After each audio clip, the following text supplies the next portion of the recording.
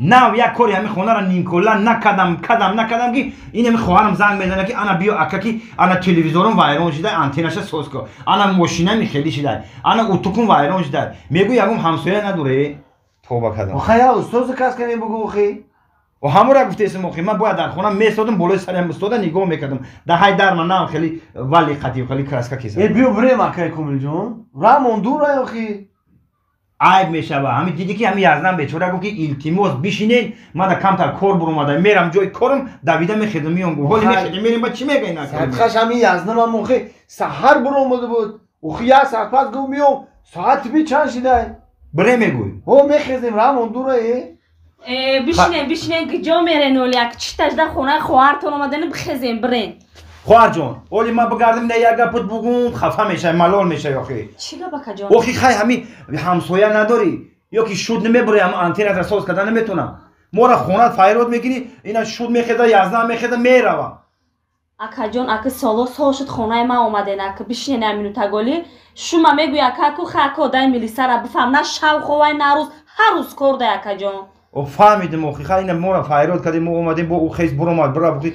بشینه میویا اوزی میویا بشینه میویا میومد توی وقت میومد خیلی میویا اوز نو زنگ زدی گفت میام بشینه میویا چی آنتنش فایرون شده کجاش فایرون شده تلویزیون اینا پخ میکنه اینا در تخت اومد چی بشینه نوشین اومد در بکنه بشینه هازی اومدم سلام علیکم و علیکم بر سلام ایت چی به قدم میکنی اکرمشون ای کیم کایت رجده دورن ای زنک وقتی که زن ملیسه کشیدی طاقت میکنی همجدیم بدرو شربت که همجا من بیام دیگه کارم موندگی اکه کامل جان آخه ما استاگیر نفهم ما کجا میدونم تلویزیون چی خیلی ساز میکنه خیلی برام دایی چی خطی هم اکای کامل سعدی یا گفته سر که میخزن میروند کجا میره شما بشینه اگه آنجا نمیرین یزن جان رامون دوره گفتی که یک ساعت پس میام بگاه کنی روزا خاک سعدی جان بخشش رو سیگه به همین سهر رفتگیمون همین صدمه شید صدمه؟ یا هم دو ماشین فوق به فوق زدن بخیره اوخی؟ بخیرن سعدی جان بخیرن کی بدیان؟ کی بدیان؟ یا تاش کارمندی پروکرور بوده تاش کارمندی سود یا تاش کارمندی پروکرور یا تاش کارمندی سود؟ بله با گناهگار کی بوده؟ ای راستی گپ همین سهر رفتگیمون تا بگردم ایسه زدیم اوسه زدیم مرا گناهگار بروردن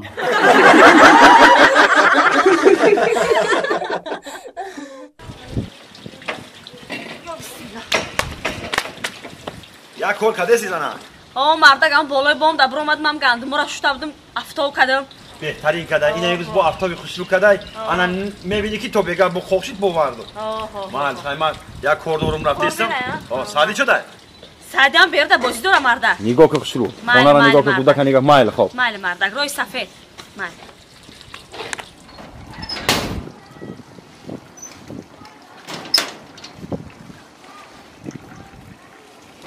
سادی سادی سادی جون اینجا بیا بچم چی کار کسی بیردم مکتب آمدم بریم رومدم بازی دارم مکتب آمدی؟ سوز کردی بچم اینجا بیا من تده یک کارم بکنم کم کارم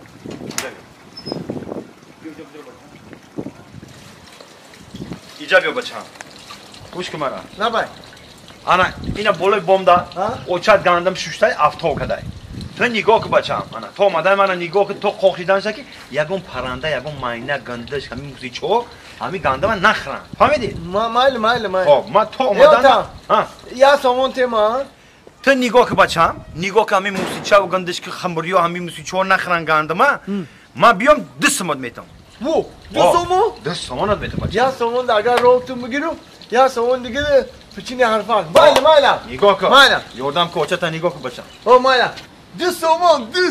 را دو سامان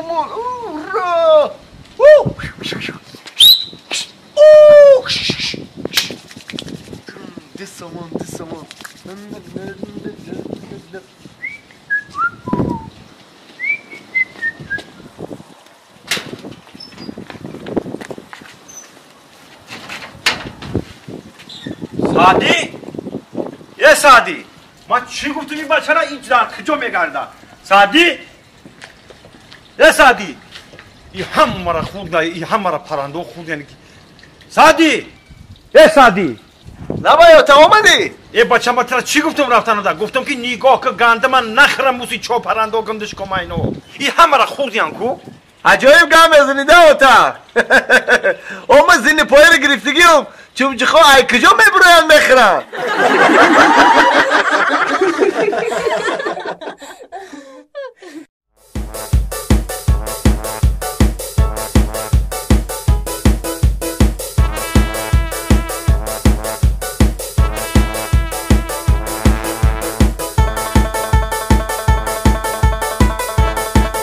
پادگان از این خانه در رسیدم به زنگ میزنم. السلام علیکم. علیکم سلام. میبخشید شما این سونکه شما ها؟ ها سونکه مای. اوه شما. ای مشکل فرو اومدم همه ایدم تون دویده تا خونه تون اومدم فراموش کرده سونکتون. هزار رحمت کلان وقتون دریغ نداشتن سونکم آوردن. سلامت باشه ای دختر خوش رو یا سونکه اوسو بسته من لوبوش گرفته میورم. سلامت باشه. نازمونه دخترک مایل. یک دقیقه بسنازی. شو تینجی آزی. این ای سه سومونه را بگیرن یگان مشتکا دا بشنه رپلی که دا برن چند سومای؟ سه سومونه نخوا همه شما رو سه سوم دا قدر نداشته باشه شما میلیون دا میارزی دختر خوش رو سه سوم ما شما میگیریم نیودوب نای مرده کده نیودوب نای هزار رحمت نغز مونه دختر خوش رو بابای سه سوم در کار نسای میگم که یا 10 سوم میداده تاکسی خطی میرفتم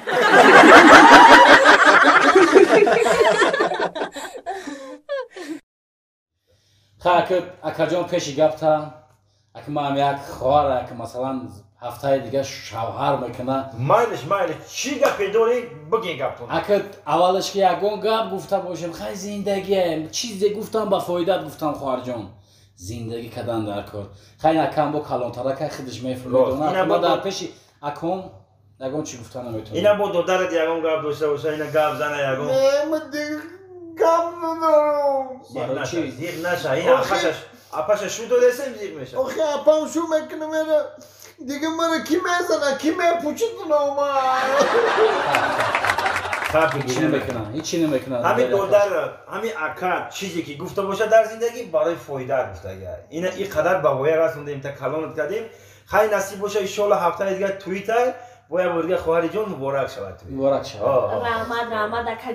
اکا باید چی پرسیم آخه شما زن گرفتگی میدونید امی شوهر تلخه شیرین